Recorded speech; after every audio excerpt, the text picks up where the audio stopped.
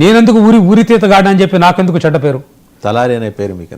ఇంకొకటి, పాండవ వనవాసం అనే సినిమాలో నాకు చాలా ఇష్టం. ఆ సినిమా అంటే ధర్మరాజుగా గుమ్మడి గారు యాక్ట్ చేశారు, ఎన్టీ రామారావు గారు భీముడిగా యాక్ట్ చేశారు.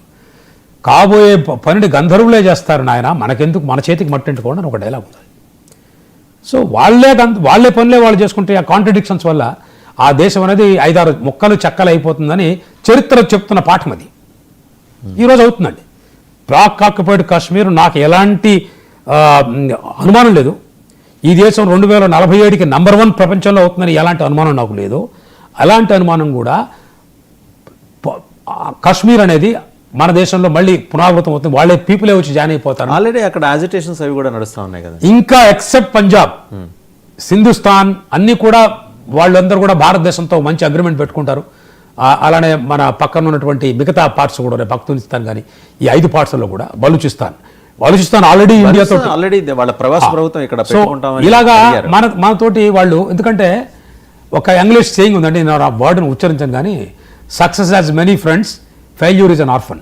అక్కడ ఒక BASTARD అని ఒక బ్యాడ్ వర్డ్ ఉంది, దాన్ని నేను అన్ను కానీ success has many climbers, failure is an orphan.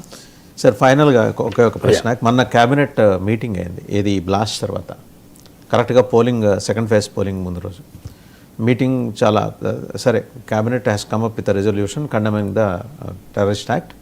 అది అయిపోయిన తర్వాత మన NSA గారితో, అజిత్ దోవల్ గారితో prime minister had a personal interaction. Okay. So బయట ఇంటర్నేషనల్ మీడియా ఏం స్పెక్యులేట్ చేసిందంటే ఆపరేషన్ సింధూర్ 2.0 ఏదో నడవబోతుంది. మనం ఏం రెస్పాండ్ కలదు భారతదేశంగా. మనం డిప్లొమాటిక్ ఎక్స్పర్ట్స్ కానీ ఎక్స్టర్నల్ అఫైర్స్ మినిస్టర్ కానీ ఏం మాట్లాడలేదు. మళ్ళీ అదే ఇంటర్నేషనల్ మీడియా ఏం రాసిందంటే ఆపరేషన్ సింధూర్ అది కంక్లూడ్ కాలేదు కదా, అందువల్ల 2.0 అనే ప్రశ్నే ఉత్పన్నం కాదనే ఇండికేషన్ భారతదేశం ప్రపంచానికి అందజేస్తుంది. Any moment it may attack. వాళ్ళు చెప్పిన దానికి ముక్తాయింపుగా ప్రైమ్ మినిస్టర్ గారు ఒక మాట అన్నారు, ప్రతి టెర్రరిస్ట్ యాక్ట్కి దానికి సరైన సమాధానం మేము చెప్పి తీరుతాం. ఎక్కడ సింధూర్ 2.0 అనే మాట లేదు. అవును, ఎస్. ఎందుకు అలా అన్నారని నా ఉద్దేశంలో మన దేశం యొక్క ఒక రకమైనటువంటి సౌభాగ్యం అనుకోవచ్చు. ఇప్పుడున్నటువంటి క్యాబినెట్లో మహానుభావులు వాళ్ళ రంగాల్లో నిష్ణాతులైన వ్యక్తులు ఉన్నారు. ఫర్ ఎగ్జాంపుల్ మీరు ఎక్స్టర్నల్ అఫైర్స్ మినిస్టర్ తీసుకుంటే వారు సుబ్రహ్మణ్యం జయశంకర్ వారు. చాలామంది వారి పూర్తి పేరు మళ్ళీ ఒకసారి గుర్తు చేస్తారు, ఎందుకంటే సుబ్రహ్మణ్యం అనేది మోర్ ఇంపార్టెంట్ దాన్ జయశంకర్. మీరు అడగండి ఎందుకు సార్ అని. ఎందుకంటే వారి తండ్రి ఉన్నారు K. సుబ్రహ్మణ్యం గారు. వారు డిఫెన్స్ సెక్రటరీగా పనిచేశారు, ex defence secretary, IAS officer. వారు Indian defence strategic school analysis అని IDSA అని ఒక ఇన్స్టిట్యూషన్ పెట్టారు, శంకర్బాగ్లో ఉంటుంది ఢిల్లీలో. వారు ఎక్స్ట్రాడినరీ డిఫెన్స్ మినిస్టర్. వారు ఈ డిఫెన్స్ డాక్టర్స్ అన్ని తయారు చేశారు. వారి అబ్బాయి వీరు. అంటే దాని అర్థం చెప్పేది అది వారసత్వం వచ్చిందని కాదు, ఈయన తన మెరిట్తో వచ్చారు, IFS ఆఫీసర్ అయ్యారు. కాబట్టి IFS ఆఫీసర్గా ఉండి ఫారెన్లో ఉండే మొత్తాన్ని తెలిసిన వ్యక్తి అయినందువల్ల ఆయన అలాంటి వ్యక్తి ఎక్స్టర్నల్ అఫైర్స్గా ఉండడం, ఆ తర్వాత అజిత్ దోవల్ గారు లాంటి వ్యక్తి ఎక్స్ట్రాడినరీ ఆపరేషన్స్ ఎబిలిటీ ఉన్న వ్యక్తి ఈరోజు మన నేషనల్ సెక్యూరిటీ అడ్వైజర్గా ఉండడం. So external affairs minister, national security adviser, ఆ తర్వాత బ్రహ్మాండమైనటువంటి హోమ్ మినిస్టర్ గారు, అమిత్ షా గారు లాంటి హోమ్ మినిస్టర్ గారు ఉండడం. ఈ కాంబినేషన్ అనేది ఇప్పుడు చేస్తుంది. ఈ కాంబినేషన్ అంతా దేని చెప్పండి, professionals have come and they are dealing the work.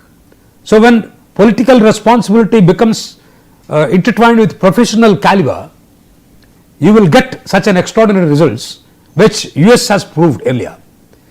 Whenever the country was in difficulty, the best people came from Harvard Business School, Stanford, and they served. And then they went back again. Condoleezza Rice, ఆవిడ NSCగా ఉన్నారు, secretary of స్టేట్గా ఉన్నారు. George bush అయిన తర్వాత ఆవిడ మళ్ళీ Stanford యూనివర్సిటీకి వెళ్ళిపోయారు. We are also moving the same way. అంటే ప్రొఫెషనలిజం, మెరిటోక్రసీ అది తీసుకొస్తున్నాము. అందువల్ల ప్రధానమంత్రి గారు ఇచ్చినటువంటి స్టేట్మెంట్లో మనం అర్థం చేసుకోవాల్సింది ఏంటంటే, I am the person who is in the control of the situation, whether I meet X or Y or Z, XYZ